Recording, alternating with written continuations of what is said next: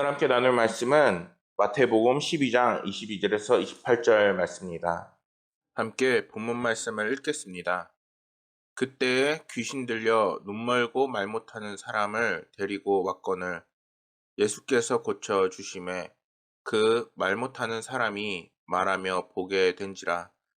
무리가 다 놀라 이르되 이는 다윗의 자손 아니냐 하니 바리새인들은 듣고 이르되 이가 귀신의 왕 바알세불을 힘입지 않고는 귀신을 쫓아내지 못하느니라 하거늘 예수께서 그들의 생각을 아시고 이르시되 스스로 분쟁하는 나라마다 황폐하여 질 것이요 스스로 분쟁하는 동네나 집마다 서지 못하리라. 만일 사단이 사단을 쫓아내면 스스로 분쟁하는 것이니 그리하고야 어떻게 그의 나라가 서겠느냐. 또 내가 바알세불을 힘입어 귀신을 쫓아내면 너희의 아들들은 누구를 힘입어 쫓아내느냐. 그러므로 그들이 너희의 재판관이 되리라. 그러나 내가 너희 하나님의 성령을 힘입어 귀신을 쫓아내는 것이면 하나님의 나라가 이미 너희에게 임하였느니라. 아멘. 성령을 받아야 하는 이유. 여러분들은 정말 늘 하나님과 동행하시면서 하나님께서 주시는 은혜와 기쁨으로 살아가고 계신가요? 우리가 하나님께서 함께 하실 때에 정말 세상이 줄 수 없는 기쁨과 은혜를 맛보게 되고 하나님께서는 그 은혜가 단순히 우리를 기분 좋아지는 게 아니라 정말 힘이 있고 능력이 있다는 것을 끊임없이 성경 말씀에서 보여주시고 계십니다. 비록 주님께서 올라가시고 이제는 우리에게 성령을 보내주시지만 이제는 하나님께서 늘 우리와 동행하시면서 성령을 통해서 정말 아픈 사람에게는 치유를 또 때로는 귀신 들린 사람에게는 그 귀신을 쫓아내고 정말 다른 곳에서는 볼 수 없는 놀라운 기적과 이사를 오늘날에도 때로는 우리의 기도를 통해서 목회자를 통해서 때로는 교회를 통해서 정말 우리를 사랑하는 믿음의 형제 자매를 통해서 맛볼 수 있습니다. 그런 놀라운 일이 왜 일어날까요? 그거는 지금도 성령님이 역사하시고 계시고 우리와 함께 하시기 때문입니다. 오늘 말씀에서도 하나님께서 성령을 부어주시는 그 능력에 대해서 보여주시며 우리가 그 능력을 따라 나가는 하나님의 예수 그리스도의 제자가 된 삶이 되어야 한다라고 분명하게 말씀하고 계십니다. 오늘 말씀에서 예수님의 놀라운 이 치유 사역을 다른 사람들은 어떻게 보고 있느냐? 바알세불, 곧 사단의 힘을 빌려 이 사악한 힘을 펼치고 있다라고 그들은 모함을 합니다. 예수님께서는 그들을 향해서 오히려 경고하시면서 성령의 놀라운 역사를 바로 우리에게 알려주시고 계시는 장면이지요. 22절 말씀을 보면 주님께서 귀신 들려 보지 못하는 벙어리 된 자를 고쳐주십니다. 그런데 처음에는 이 말씀이 나올 때에 그때라고 분명하게 말하는 장면이 나옵니다. 말씀에서 그때라고 이제는 말하는 이 장면은 어느 때냐? 바로 바리새인들이 예수님을 죽이려고 모의하는 장면입니다. 그들이 정말 선의로 예수님을 모함하고 예수님을 배척하는 건가요? 일단 예수님을 배척하는 것 자체가 말도 안 되지만 그들이 이렇게 그때에 한 주님을 모함하고 그리고 외면하고 있는 것은 그들의 욕심과 탐욕과 기득권을 잡기 위해서 예수님이라는 진정한 주인을 거부하고 있는 것입니다. 말씀에서 고쳐주시매라고 하는 그 말씀 표현이 나오는데 이 말씀에는 고치다, 치유하다, 섬기다라는 그 의미가 포함이 되어 있습니다. 섬기다라는 의미가 포함이 되어 있죠. 우리 예수님만 봐도 때로는 양들을 아끼셔서 정말 그들을 섬겨주시고 돌봐주시고 함께 해주시죠. 그러한 주님을 이제는 바리새인들이 음모를 이제는 가지고 그때에 예수님을 비방하고 조롱하고 그리고 주님이 섬기는 그것을 이제는 왜곡하고 있는 것을 우리는 볼 수 있다는 것이죠. 여러분, 성도는 주님의 이러한 모습을 이제는 본받고 닮아나갈 수 있어야 합니다. 세상은 끊임없이 우리 성도들을 향해서 네가 무슨 예수님의 제자냐? 네가 무슨 하나님을 닮아나가는 자냐? 네가 그렇게 해서 예수님 믿는 사람이냐? 끊임없이 이렇게 얘기할 것이라는 것이죠. 근데 주님은 어떻게 우리에게 그 모습을 보여주시죠? 오히려 주님 하나님이 주시는 그 성령을 마음에 품고 오히려 선한 행함을 오히려 보여주시고 있다는 것이죠. 네가 말하든지 그렇게 말하지 않든지 나는 하나님께서 주신 사역을 해나가고 있다는 것입니다.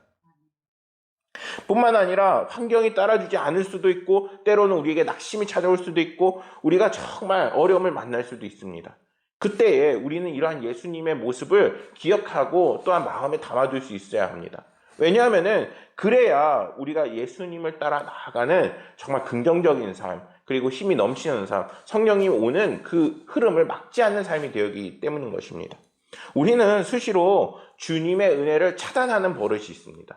예를 들면 우리의 부정적인 말로 또한 나의 부정적인 태도로 세상의 흐름을 따라서 다양한 것들로 하나님께서 나아가는 그 길을 오히려 나로부터 시작되는 그 은혜가 정말 나로부터 막혀버리는 것이죠. 그러면 어떻게 이 세상에 하나님의 은혜가 흘러들어갈 수 있겠어요? 하나님의 은혜는 정말 나로부터 시작해서 이제는 예수님을 닮아나가는 이 놀라운 은혜가 이제는 우리의 모습에서부터 시작이 되어지는 것입니다. 그렇기 때문에 우리는 섬김의 왕이 되시는 예수 그리스도의 제자임을 잊지 말고 이러한 주님의 모습을 우리의 마음에 담아 닮아갈 수 있어야 하는 겁니다. 희망을 욕심내자라는 그 글이 있는데 그 내용을 보면은 세상에서 가장 영향력 있는 작품 중 하나인 돈키호테를 쓴 미구엘 데 세르반테스라는 이 사람이 있는데 이 사람의 삶이 정말 파란만장했던 것을 우리는 알 수 있습니다.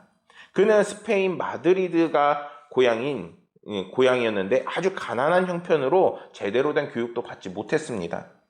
23세 때 레판토 해전에 참여했는데 총에 맞아서 왼쪽 손에는 장애를 가지게 되었고 그리고 28살 때는 해적에게 납치돼서 알제리에서 무려 5년간 노예 생활을 하게 됩니다. 4번이나 탈출을 시도하지만 모든 것이 실패였다고 그는 이야기합니다. 이후에 해적에게 몸값을 지불하고 고향으로 돌아오게 되는데 거듭되는 시련 속에서도 그가 잃어버리지 않은 게 있습니다. 뭐냐? 돈키호테를 쓸 만큼 문학에 대한 열정이 있었다는 것이죠. 그러다가 38살이 되던 해에 갈라테아를 비롯해서 여러 편의 희곡을 발표하게 됩니다. 근데 그의 삶은 어땠을까요? 그게 흥행했을까요?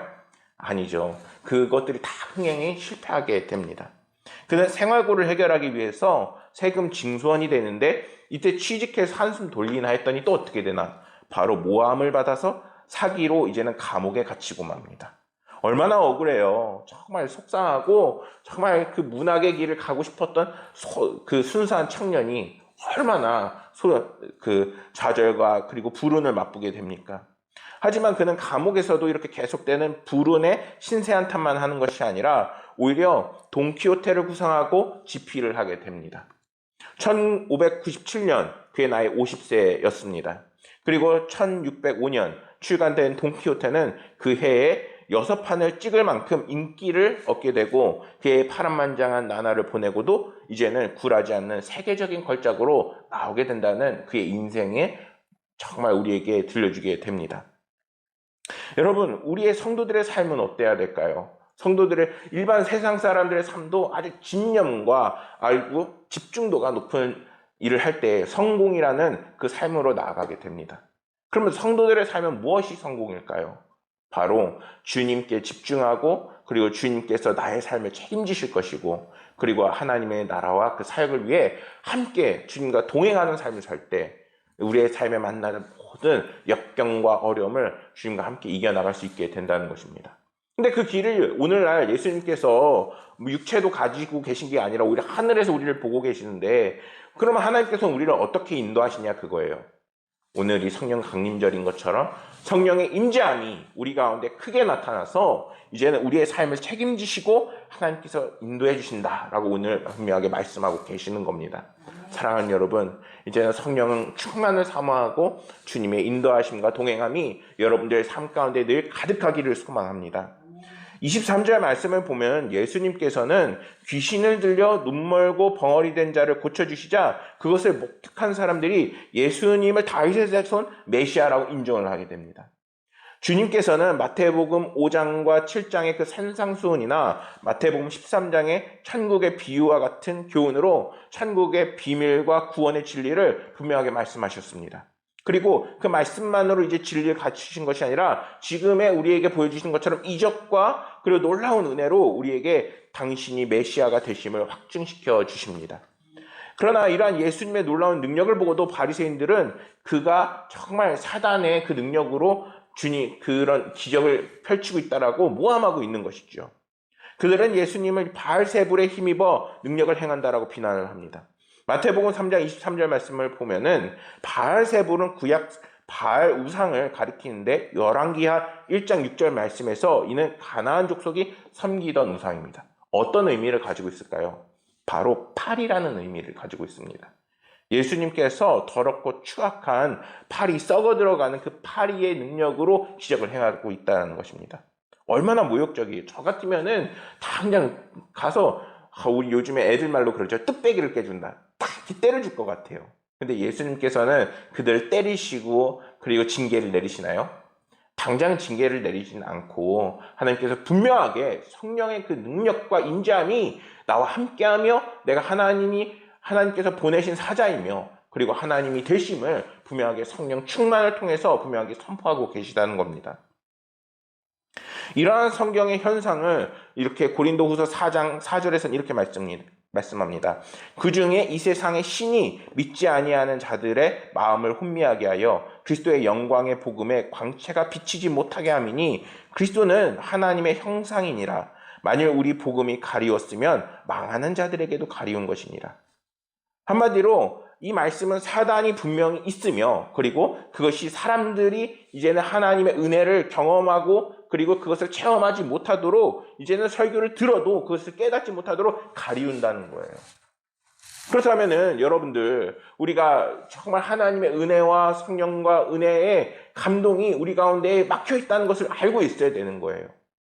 그것을 인지하지 못하니까 끊임없이 다른 곳에서 우리의 빈자리를 채우려고 애쓰고 노력하는 겁니다. 그럼 그게 누가 좋아하는 거예요? 바로 사단이 좋아하는 겁니다.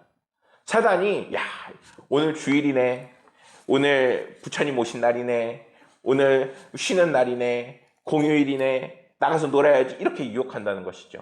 이게 정말 사단의 관계라는 거예요. 하나님의 은혜를 깨닫지 못하게 할 뿐만 아니라 그것에서 계속 비틀려 나가서 하나님의 은혜와 멀어지게 하는 겁니다. 여러분들 한 주 빠지는 게 한 주 빠질 수도 있지 이렇게 얘기하는 그리스도인들 진짜 많아요. 근데 그게 정말 잘못된 것임을 우리는 깨달아야 합니다. 그 말씀을 들어야 정말 그 막혀있던 벽이 조금이라도 금이라도 가는 건데 그것을 안 들으니까 다시 어떻게 돼요?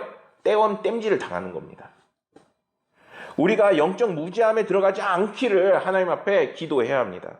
지난번에 제가 말씀을 전할 때에도 사도 바울이 정말 에베소 교회를 위해서 영적 눈이 깨어지길 원한다라고 제가 설교를 했습니다. 하나님께서 우리가 정말 영적 눈이 뜨여서 주님을 온전히 바라보고 하나님의 영광을 누리고 그리고 그 은혜를 계속 증거하는 삶이 되게 원한다고 분명하게 말씀하고 계십니다. 오늘도 마찬가지예요. 하나님은 언제나 우리에게 성령 충만의 그 은혜를 주시기 원하십니다. 그런데 그것을 받지 못하는 것은 그 이유가 무엇이냐? 바로 내 마음에 그것을 막는 막이 있기 때문인 겁니다.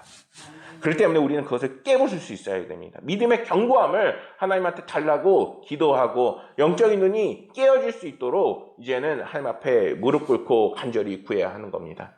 오늘날처럼 우리가 기독교인들이 왜 줄어드는지에 대해서 고민하고 그리고 또 코로나 여파로 인해서 핑계를 댈 게 아니라 이제는 주여 일단은 나부터 영적 눈이 깨게 하시고 또한 아버지 하나님이여 이제는 주님을 바라볼 수 있는 사람들이 더욱더 많아질 수 있도록 성령의 감화감동 역사하심이 우리 가운데 임할 수 있도록 간절히 기도해야 하는 겁니다.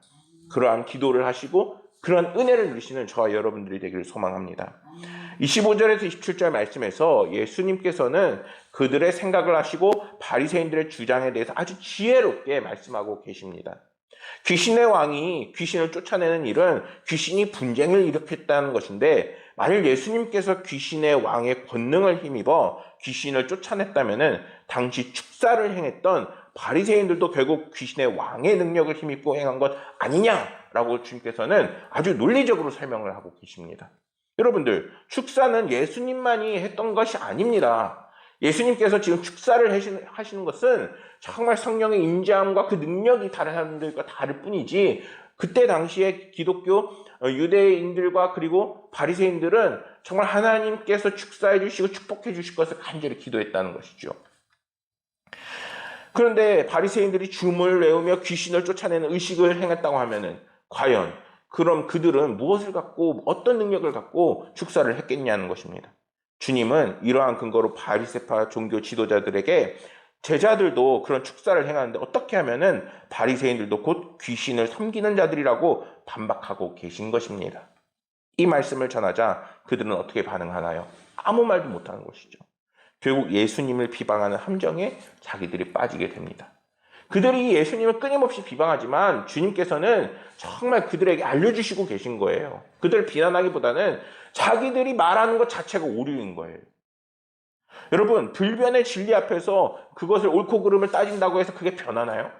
안 변해요. 주님께서 아무리 주님 앞에 주님 왜 당신은 왜 성령을 우리에게 보내주십니까? 이 진리를 따져 물어도 그것은 진리이기 때문에 변하지 않는 것이라는 거예요. 성도는 오늘날 기독교를 비방하는 사람들에게 이제는 성령의 임재함이 있기를 오히려 기도해야 됩니다. 정말 우리를 핍박하고 정말 우리를 힘들게 하는 사람들에게 진정한 복수는 오히려 예수님의 그 성령이 그들에게 임해서 그들이 변화받는 거예요. 그들에게 오늘날 이제 많은 사람들이 진짜 복수를 하면은 때려줘야 되고 실질적으로 물질적 폭력을 가야 되고 뭔가 나의 마음이 시원해지고 이런 것을 기대하지만 실제로는 그게 아니라는 거예요. 오히려 바리새인들에게 너희가 정말 진정한 근본을 모르는 것처럼 그들 역시 근본을 모르기 때문에 성령을 받지 못하고 있는 것입니다. 때문에 우리는 많은 사람들이 성령을 깨닫고 성령의 그 은혜를 받을 수 있도록 함께 중보기도할 수 있어야 합니다. 이것이 먼저예요. 그래야 하나님께서는 우리의 억울함도 들어주시고 우리의 억울함을 통해서 많은 역사를 이루시고 그리고 이제 그것을 통해서 합력하여 선을 이루시는 분이 하나님이시기 때문에 정말 내 마음이 시원하게끔이 아니라 정말 하나님의 뜻이 이루어지게끔 주님이 십자가에 달려 돌아가시면서 하나님의 뜻을 구했던 것처럼 우리 역시 그것이 진정으로 이 세상에 복수하는 길이고 또한 그것이 우리를 복되게 하는 길이고 그것이 정말 모든 것이 합력하여 선을 이루는 길임을 우리는 깨달아야 합니다. 믿음이 있을 때 하나님께서는 반드시 성도의 기도에 응답하십니다. 성령으로 우리의 삶을 한 발자국 한 발자국 인도하심을 우리는 잊지 말아야 합니다. 이러한 주님과 동행하며 하나님 앞에 우리의 정말 억울한 것, 힘든 것, 그리고 우리의 속상한 것, 그리고 오늘날의 정말 잘못된 것들을 가장 먼저 내려놓을 수 있어야 합니다. 그럴 때 하나님께서는 우리가 나아가야 할 길을 반드시 알려주십니다. 영혼의 눈이라는 그 글이 있는데 그 글에 보면은 잠자리에 대해서 얘기를 합니다. 잠자리가 약 3만 개의 눈을 가졌는데 여러 개의 혼눈으로 이루어진 이 겹눈을 갖고 있어서 시선을 다른 방향으로 돌리지 않고도 먹잇감을 찾을 수 있다고 합니다. 한마디로 사방이 360도가 거의 다 보이는 거예요. 잠자리는 이렇게 많은 눈으로 사방을 살피면서 움직이는 물체도 예민하게 감지를 하지만 실내에 들어오게 되면은 창문이 열려 있음에도 출구를 찾지 못하고 죽어버리는 경우가 굉장히 많습니다. 어느 날 여름이 됐는데 만약에 우리가 창문을 열어놓게 되면 잠자리가 들어올 수 있잖아요. 그 잠자리가 다시 그 창문으로 나가는 확률이 생각보다 적다는 거예요. 이런 것을 봤을 때 우리가 아무리 많은 눈을 갖고 있어도 본질을 깨트려 볼 수 있는 눈이 있어야 한다는 겁니다. 우주를 관통하는 정말 허블 망원경이 갖고 있어도 내 마음속에 있는 그 죄를 보지 못하는 것이 우리들의 상태입니다. 인간의 지식과 기술이 아무리 발전을 해도 근본적으로 변하지 않는 것은 사람은 너무나도 연약한 존재라는 거예요. 그렇기 때문에 우리는 하나님 앞에 우리의 삶과 마음을 온전히 내려놓을 수 있어야 합니다. 그럴 때 하나님께서는 우리의 연약함을 직면하게 하시고 또한 그것을 만져주시고 때로는 용서해 주시고 그리고 이제는 그것을 더욱더 붙잡아 주시고 함께 해주시게 되는 겁니다. 28절 말씀을 보면은 성경은 이렇게 말씀합니다. 그러나 내가 하나님의 성령을 힘입어 귀신을 쫓아내는 것이면 하나님의 나라가 이미 너희에게 임하였느니라. 이렇게 말씀하고 계십니다. 주님께서는 하나님의 나라가 이미 이 땅에 임했다는 것을 예수님을 통해서 선포하고 계십니다. 그렇다면은 우리의 삶에서 하나님의 나라는 과연 임했나요? 여러분들 하나님과 동행하고 계신가요? 우리가 정말 이 말씀을 통해서 그 질문에 직면할 수 있어야 돼요. 왜냐하면은 하나님의 나라는 이미 임했는데 내 삶이 지옥이야. 그럼 그게 하나님의 나라예요? 아니라는 거예요. 하나님의 나라가 우리 가운데 임하게 되는 것은 정말 성령을 받고 성령 충만함에 힘입어 우리의 삶이 이제는 고난이 있어도 평안하고 그리고 슬픔이 있어도 하나님께서 위로해 주시고, 또한 우리에게 어려운 문제를 만나도 하나님께서 나를 이기게 하시림을 믿는 그런 삶인 거예요. 그렇기 때문에 하나님께서 나와 함께 하실 수 있도록, 하나님의 나라가 나를 통치하실 수 있도록 이제는 성령 충만함을 받아 하나님과 함께 나갈 수 있는 삶이 되어야 하는 것입니다. 마태복음 3장 2절과 그리고 4장 7절 말씀에서 세례 요한과 예수님이 사역을 개시하면서 이런 하나님의 나라가 임하는 그 비결을 알려주시고 계세요. 이 비결은 무엇이냐? 예수님께서 가장 먼저 이 땅에 오시면서 말씀하셨던 바로 이제는 회개하라 천국이 가까이 왔느니라 입니다.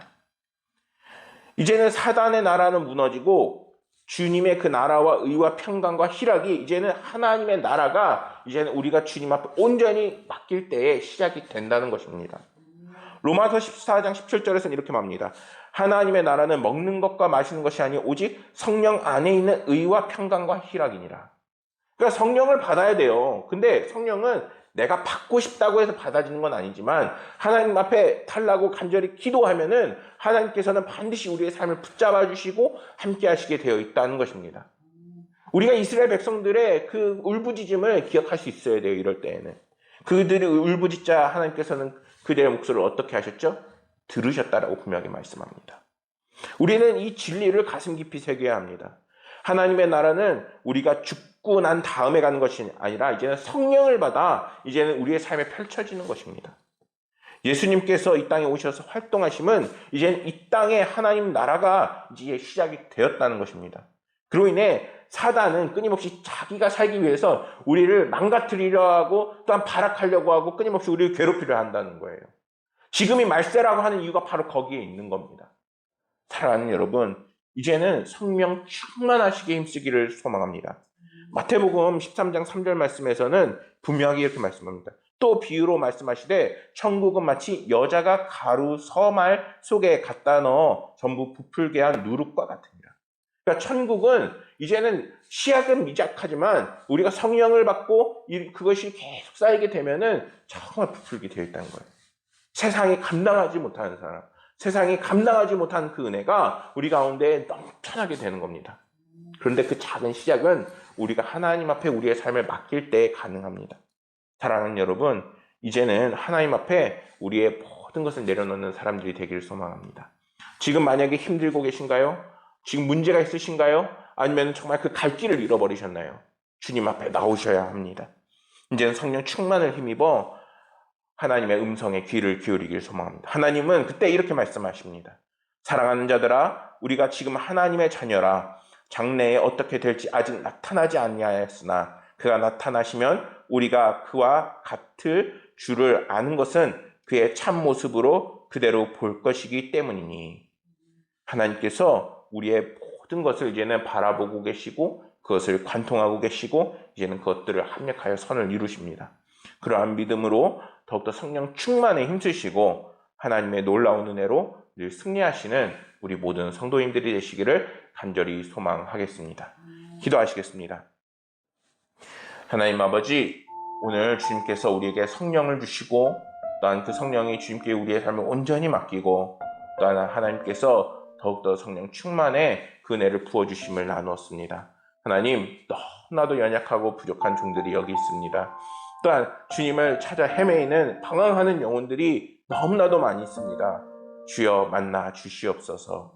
인도하여 주시옵소서. 교회로 인도하여 주시옵시고 성령 충만의 그 길로 인도하여 주옵소서.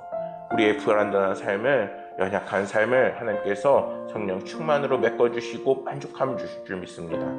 하나님께서 우리의 삶의 모든 연약한 부분을 만지시고 이제는 승리하게 하실 것을 믿으며 모든 말씀 우리 구주 예수 그리스도 이름으로 기도드렸습니다.